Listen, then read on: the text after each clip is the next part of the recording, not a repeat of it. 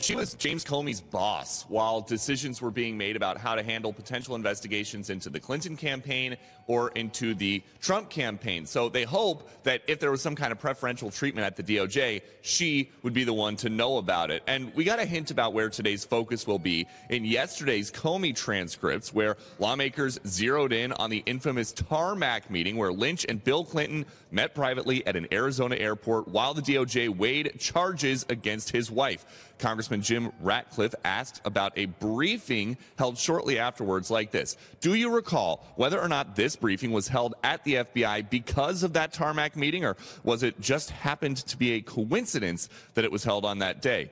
Comey said, it would have had to have been a coincidence. I don't remember a meeting in response to the tarmac meeting. And Comey has previously told lawmakers that he was concerned about the appearance of that tarmac meeting, and he wondered to himself whether or not Lynch should recuse herself from any Clinton matters. But he doesn't remember actually telling her that. He just remembers her telling him he could run point. Good to have you follow all that. What did Comey tell lawmakers about this process for getting these highly secret FISA warrants on members of the Trump team?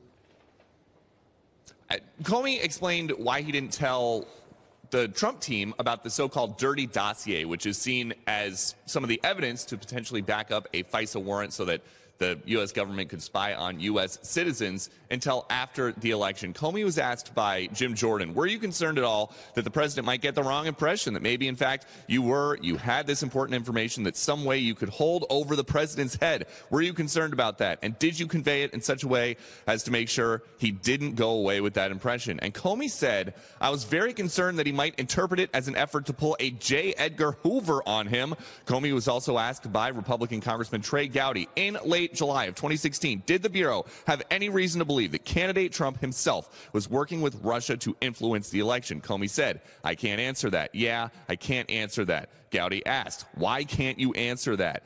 Comey said, because I think it calls for information that falls within the special counsel's investigation, and I've been instructed by the Bureau not to be answering questions that fall within that. However, remember, last time Comey was here, he said the FBI was investigating 4 Trump campaign associates for possible inappropriate talk with Russia during the campaign, and Trump was not one of them. Well, more to come on that. Peter Doocy, thank you. See you next hour with headlines from the Hill.